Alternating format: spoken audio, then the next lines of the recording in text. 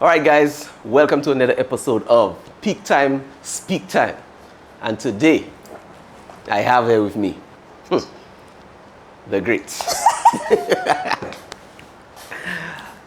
Glamouartbytoya. That's a big introduction, eh? Yeah. I mean, I wasn't expecting all of that. well, we just here to talk. Yes. After all, this is Peaktime Speaktime, and I'm Bex.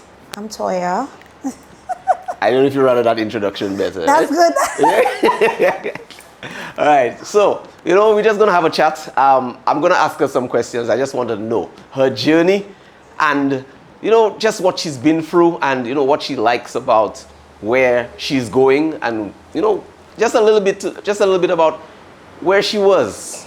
I really want to know the person she was before. Before the makeup. Before the makeup. I mean, I've seen her around. I've seen her working a 9-to-5. Yes. I don't know if you guys remember that, or some people don't even know that she actually did that. Yeah, people don't believe or they don't remember. They don't remember. Because it's been so long since I've been doing Right. makeup on its own as a business. Right. But people don't remember I actually had a job. I was actually working in corporate. Yeah, I don't know if you remember that. Now, because we had a chat just before we started this thing here. Yeah, we had a chat, but I always have a memory I like to drop on people that I bring in here. And they don't even remember these things. But I came into the Mac store when she worked there. And I asked her to give me a solution for shiny skin. That was for me. Boy. You remember that? You ever remember that? So many people come in that. Yeah. That. And then you gave me something in a white tube. Oh, wow. And then you told me I could. You see? Wow. Yeah, that's how my memory is weird. I remember these little things, but ask me something I learned in school the teacher just talked about, and I can't remember. Yeah, boy. You know. That's a long time ago, though. Long time ago. Maybe 9+ years ago. Yeah. Damn, your memory is very good. All right, so, let's begin. You tell us about you. I want to know the young growing up in school, Toya. Let me know, because I just want to know, you don't have to tell me everything, but I just want to know the build-up to what you are now, all right? Just go ahead. Okay, so how I would describe myself, I think I am a quiet person. I was, not now. Not now, but when I was going to school, I was a bookworm. I was quiet.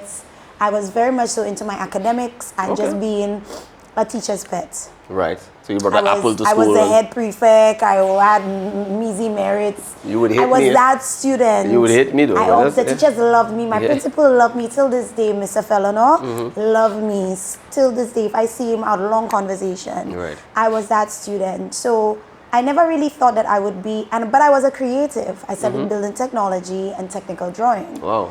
And I used to draw and color a lot. I used to sketch. Okay. That was my thing, right?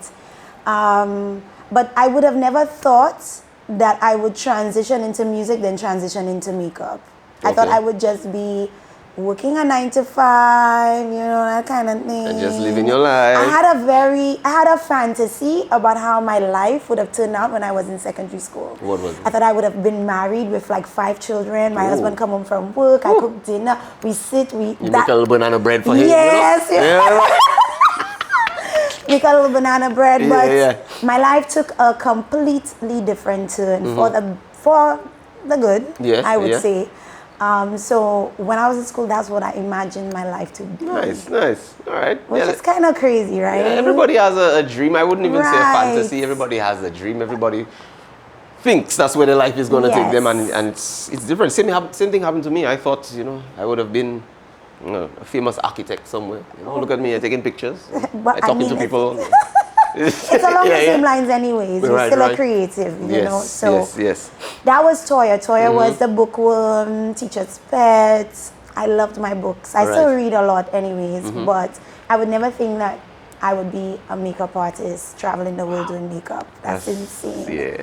Now, she's dropping a little snippets of what's to come. I didn't ask the questions yet, but you heard the music and then she said traveling the world, We'll get to that. Okay, so let's tell us about the music. Now I remember you being on stage, at fests and thing, you singing. I was like, yeah boy, artist. Yeah. I didn't remember everybody you were there, but I remember you and Jenna. Yeah, Jenna. There was Marianne, Jessica, Jumba. Yes. Jumba. Yes. Jumba Day. Remember that? Remember that? Yeah. Right. Yeah. Around that day. Yeah, Remember boy, tracks, you know. Tracks. Who produced this? Well, Curti used to Curti be a was- big producer between us, but I used to dabble with Lebo and Miguel. Right. And Derek Yard used to produce music at the time. So he used to produce music for me as well. Wow. Yeah. Wow. So we were all kind of trying to find our footing in the music industry. I come from the church. I used to go to Bethel. I was singing the choir, youth choral, alto. 3 people from the church so far. I was a church singer. I was a heavy alto.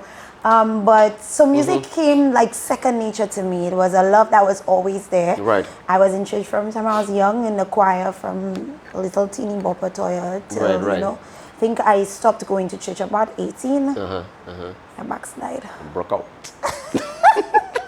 Okay. And then I got into soca. Yeah. I met Curti, and then I started singing and started doing backup for Cupid. Right. And then Invader, I used to do calypso backup singer, and then I started singing my own songs. So, okay, so is it a thing where a lot of artists got ahead of you, so you stopped, or you just decided to just... No, I think what happened is the makeup kind of came in during... The makeup was around that time? Yeah. Because I can't really put it together, but I remembered, you know, like you guys were there along the same time with Ninja Dan. Yes, and all of all us. these people when these songs were, Finesse and Ninja Dan. There was Private Six. And what's his name? Yeah, Private Six. The ninja fella. What's his name? He used to do a lot of ninja sounds. I just can't remember. I remember. Yeah. Wow. But there were a lot of us at the time doing music, and I started doing makeup for Red International for their, like when they had their launches and stuff, and that's where the makeup kind of came in. Okay. So is it something like you used to do at home and you just was good at it? Yeah, I was doing it at home, and then I started working at Duty Free Caribbean. Right. And then I was working at the counter for Iman Cosmetics. And that's where I started to develop that love for makeup. Nice. It slowly came to me during that time. Right. Okay, so one of my favorite lines nowadays is, correct me if I'm wrong. Oh my God. Because I could be wrong, but I like to say what I want. Oh my God. It's my show. Oh, yeah, I think like you started the makeup vibe in St. Lucia. Correct me if I'm wrong. I cannot see anything different. You can correct me. You I can was say, I think you did it. the first real makeup artist to start doing makeup professionally and as a business in St. Lucia. Right. Because I started in 2007 doing makeup. People don't even remember that. Wow. Yeah. And that's when you started, or that's when you made it a business? I made it a business in 2009. 2009. But I was floating around for 2 years, you know, trying to figure out my footing and what really I could do with this. Right. Like, I have this skill, I could do it clearly. So, like, how am I going to make it work? Right. And 2009, I don't even think that was the era where the entrepreneurship push started. It wasn't. No. Like, it still wasn't the norm to be out there on your own. It wasn't. People did it, but for like other jobs like architects or contractors or like things that are set, sorts you know? of set jobs. Yes. But things like being a makeup artist, or being a photographer, like that wasn't looked at as an actual, It wasn't. you leave home, go to work and come back home kind of job. Yeah. People used to look at you like as if, what are you doing? That's just a pastime. Do that in your spare time. Yeah. That's what people used to tell me when I used to work at Flow and I used to do the makeup between the hotels. That's just a side job. Do that as a side job, but your actual job is working in the corporate department. Come and do your work. Come and do your work, yeah. And the funny thing is, you will never find somebody to give you advice on what you're trying to do, but you'll always find somebody that will tell you what you shouldn't be doing and stick to what you're doing. Because a lot of people, it's not their fault. They don't understand. They don't understand. Yeah. And there was not a space for us to be and do. Yeah. Basically. It's true. You know, It is people true. didn't believe that you could actually make money as a creative. There was no avenue for self-expression. Yeah. You know what I mean? But that's cool. 2009. 2009. Boy. Yeah, so okay, so you're done with the music at that point. I was still singing. Singing? My last song was in 2011. I did a song called Carnival Junkie, I think. Okay. And that was the last song I did. I didn't even promote the song. I didn't perform it. I just recorded it and I released it, and that was it. Did you post it? It's on YouTube, Gassa. Look for that. You're bringing it back. Things she don't want us to see. Some of the songs I forgot, that I used to sing them when they come up on the radio. Sometimes when I'm driving and I'm playing the radio, and they put it on, I'm like, oh my God, I used to sing that, boy. Nah. Cool. Cannot believe that. But the makeup came like a tornado. It just, and then it just took off. Yeah. It had its own wings. It really took off, and it was integrated even into my industry, because people actually ask me if I could do that without them going to the makeup artist, and I always used to say, hey, the makeup artist is very important. Go to the makeup artist. It's important because they want you to edit their face. And you see, that brings me back to what we said earlier. People didn't look at it as an actual job. Yeah, they didn't. They did not respect it. I know people that didn't respect me when I started doing makeup solely without having a backup plan. People were laughing at me and telling me, girl, what you doing? You need to find a job. I was like, no, it's going, I promise you. And I promised my mother. I remember when I said to her, I'm going to do the makeup full time. My mother looked at me. You sure? She was like, no. Yeah. Well, like I said, it's not their fault. People just don't understand. It's not their fault. It's all up to you to show them what you can do. And I'm always, I will always say this, there are key people who was in the journey when I started to build the brand Glamour Art. Raul is one of those people. Raul Joseph, yes. Raul did all my logos. Till this day, he does all my work. But when I wanted to go into doing makeup full time, Raul said to me, Toya, I'm going to do your logos and everything for free. All I need from you is to do makeup for Slush Magazine. Remember Slush Magazine? Slush Magazine, right. Guys, he's taking your real back. Yeah. Slush.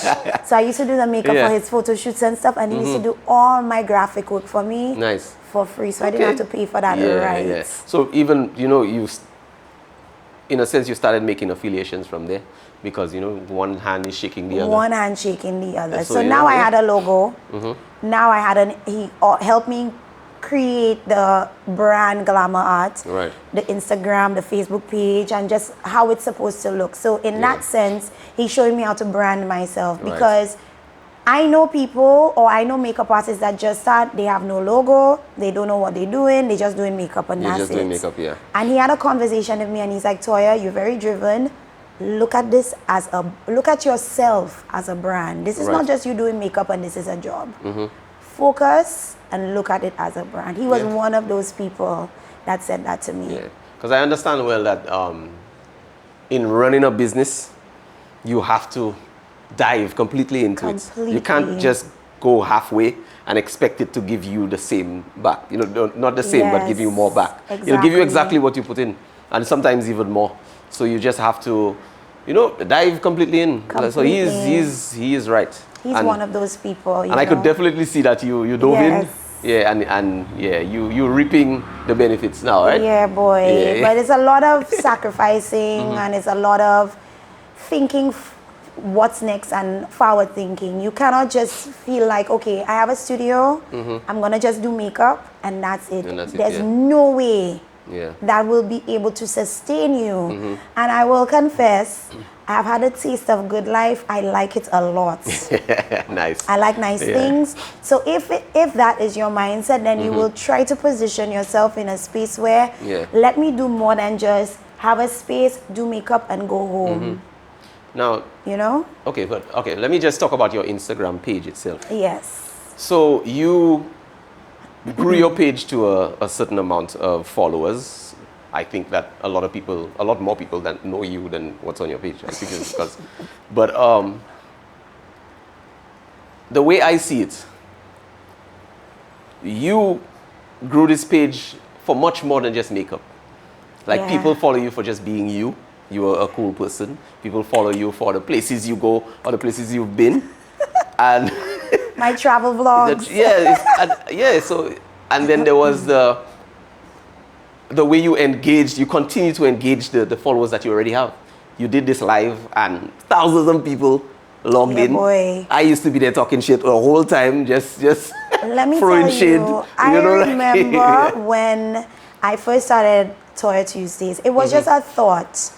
I was in the living room, I was talking to my former partner, and I was like, what do you think I should do, like, to bring up this page? I started doing makeup. Yeah, the makeup is going okay. It wasn't amazing. Yet the brand wasn't. He's like, do something on Instagram, like, do something. Yeah.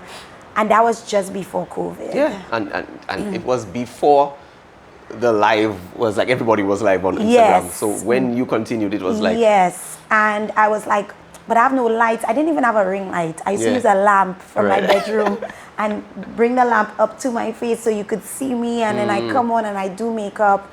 And it just turned into this monster. Toya Tuesdays had legs by itself. Yeah. I didn't need to do anything. People used to harass me when I don't come on. Where are you? We waiting for you. It's 7 o'clock. Because I used to come online every Tuesday at 7 and talk. That's right. And talk nonsense, promote things, do makeup, and just have a conversation with people. Yeah. And they loved that. Yeah, it kind of reminded me of... clean, decorate my trees, all sorts of craziness. Yeah. It kind of remind me of how people do things on TikTok right now. Like so it's basically a blueprint of TikTok. I used to use my lives to do all sorts of things. And nice. Toya Tuesdays was just thing by itself. It could have had its own Instagram page by itself without the Glamour Art page, because it just was its own thing. It took off. It took off. Brands used to call me to promote if they have something new that they want to launch. Hey Toya, this is whoever from PCD. Can we launch this? I remember I launched the Grey Goose flavors on the live. Really? I did, yes. I think it's rosemary and thyme and lemongrass and strawberry. Wow. They asked me to launch the new flavors on the live. The live was really a place to just come and just free up and have a good time. Nice. You know, without any sorts of restrictions or rules or anything. People used to talk on their business on the lives. James and I used to come. James did my makeup one time. Remember that? So Toya Tuesdays was a world on its own. And it also helped push the brand as well. Even further. So you see, guys, if you didn't know, she's done a lot. So let's continue. Done too much. She's done too much. I don't think so. So we did you in school, your dream to have a family and 5 kids. I don't even know you're close to that, boy. We did the soca artists. We did the 9-to-5 job, and then starting makeup. Let's talk a little bit about Carnival and where it took you. So, like I said, correct me if I'm wrong, but did Carnival take you to the next level when it comes to meeting the people that you know right now? It did, because Carnival introduced the makeup, and then in doing the makeup, I was introduced to all of these people now that I'm associated with the makeup. Because she was a Red ambassador. Yes. Red International Carnival Band. For all the young people that don't know about Red International. Red International, that coming up, the young people. It was the biggest band in St. Lucia at the time. You know, a lot of bands. We were the first band to have wire bras and thongs. It was the biggest blueprint. Band. That was like Excess Energy was back then. It was Red International. Big up Excess Energy. Big up Excess Energy. Big up Red International. You know, so being in Red and doing the makeup and being exposed to Carnival, that then opened a bunch of doors for me to meet all sorts of people, to take my career to the next level. All right, the next level. So guys, every time I see Toya, I say she's a celebrity. Oh my God, please don't say that. People will believe you. Now, I used to say it before. Now, I just used to say it because, you know, you used to say it randomly before this happened, you know. Exactly. I used to say it before. I saw it. Long before. Yeah, you're one of those people that really did say it before. Yeah, I saw it. So, you know, then there was makeup with a celebrity, Chloe Bailey. Oh my God. I saw that and I was like, wow, she made it, guys. Not yet. She made it. And now she is with Patrice Roberts, you know, amazing artist. And, you know, like, just tell us a little bit about, that, you know. I met Patrice 9 years ago. She came to St. Lucia for a show that Albie was having in Gaiety, on like where the tarmac is, just before the grounds. Right. And I got the call to come to the hotel to do her makeup. I remember packing my bag at home and I'm talking to and then I said, I hope I do her makeup good. What if she doesn't like it? Like, I was just so nervous. Right. And I was like, Lord, please, I beg, let this go great. I would never forget it, and I always remind her of that. I got to her hotel, that's at Coco Palm. I lay out my makeup, I put up my lights. She's like in her phone. She's not watching me, not engaging or anything. She's very shy, by the way. Oh, really? Oh. She's an introvert. Okay. I'm doing her makeup. Her head is down, but I'm in her face with the brush. Her head hasn't come up yet. Yeah. Did her makeup. She did the show. I ended up coming backstage. She's like, she looked at me. She said, I love my face. You're so amazing. She said, give me your number. Oh. She took my number. I said, nothing ever going to come from that. Yeah. Diana thing. I do her face once. I could actually put that down in the history books. I did Patrice makeup one time. Yeah. I think I traveled the following year. I was in Miami. She messaged me on Instagram. I guess she started following me on Instagram. She realized we were in the same space. Hey, Toya, are you available to do my makeup for Miami Carnival weekend? Wow. Then I was in New York. Messaged me, hey, Toya, I see you in New York. Can you do my makeup? And that's how it happened. I don't know if God was just aligning things for us, but every place she would be, I would end up being there. Really? Yes, New York, Miami, exactly Trinidad, and then she would message me to do her makeup. So just before COVID, I was having a conversation with somebody on her management team, and they were looking for just to put a team together for her. So whenever she travels on tour, she would have her team. She wouldn't need to look for people when she travels. Right. And then they asked me, would you be open to the idea of traveling with her and doing her makeup? Now, I mean, that's sounding so cool, but is it really going to happen? Like, you'll ask me that, and you're probably asking 10 other people that question. True. And COVID happened. I did the Toya Tuesdays. I was doing the lives during COVID. COVID happened. After COVID, she messaged. She's like, would you like to be my personal MUA? She messaged, not her team, she. Yeah. I was like, so what does that entail? Like, would I have to come to Trinidad? I would be living there. What's the scene? She's like, so when I go on tour, travel to different countries to perform, you would come with me. I was like, okay. Traveling makeup artist, feel yourself. All right, go.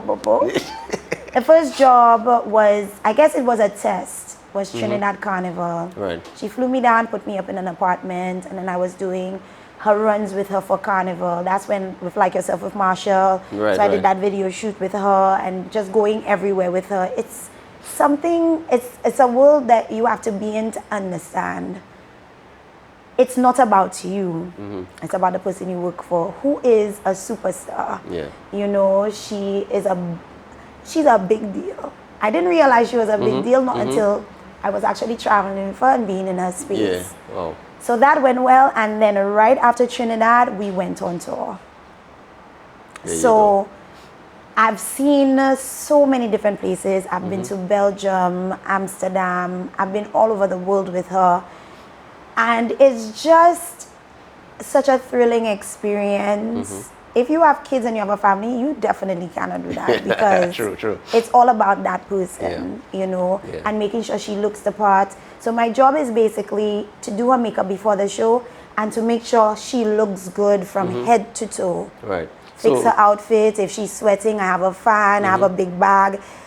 She is the focus. So when it comes to your makeup and her face, the compliments, does it come, like, do you, not from her, but like other people or like? All the time. Yeah. Like, So people know what she looks like if I don't do her face. Like, if I'm unavailable to travel and go do her, people automatically know, okay, Toya didn't do her face. Didn't do it. It's almost like a synergy, and it works. So can you say, with this, did you meet your goal?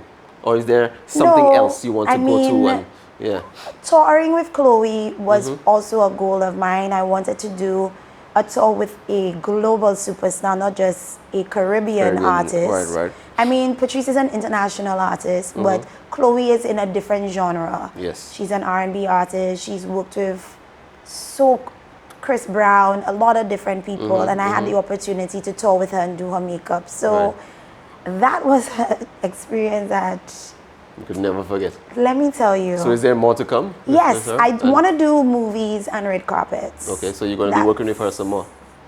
Love it. And some international. I've done 2 magazine covers overseas. I've done Essence and I've done Ebony. Yeah.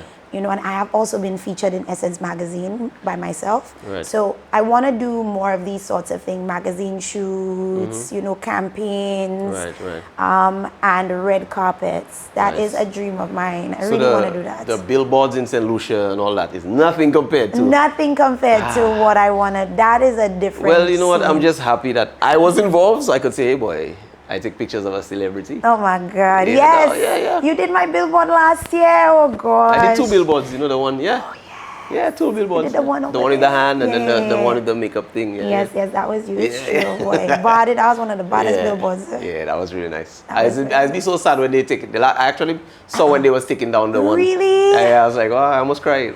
Yeah. Well, I'm working on getting another one up. June 15th, hopefully, fingers crossed. I haven't done the shoot or anything yet.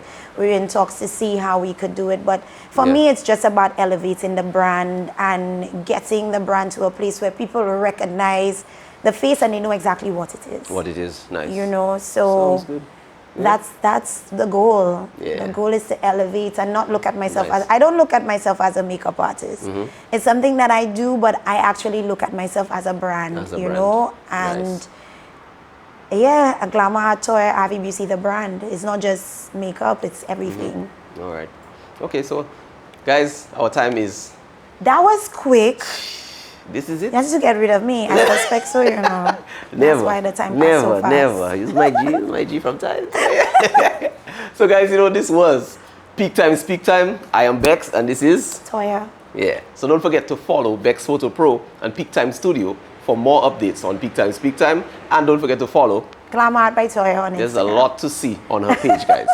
There's a lot to see. Glamouartbytoya. And what's the name of the brand? Avi Beauty. Yeah. Cop that. Yeah. So all the ladies that love the makeup, check out Toya. Yeah. When she's here, she could do your makeup. When she's here, oh my God. When she's here, she's in and out. She's here. Just contact her. She's really good. Check out her page. Follow. You know, I know she'll have a lot of entertaining stuff for you guys. She's a girl's girl. I am. Yeah. I really am. You're gonna love it. You're gonna love it. So guys, this has been Peaktime Studio. And don't forget to leave a comment saying who you want to see next. I'm trying to find more women to come in on the show. Yes. Toya was saying too that you need more women on the show. We need more women on the show. Hello. I was thinking the same thing too, but yeah, you guys can leave a comment and say who you want to see next. So don't forget to like, follow, subscribe, keep watching. This is Bex, this is Toya, and we're out.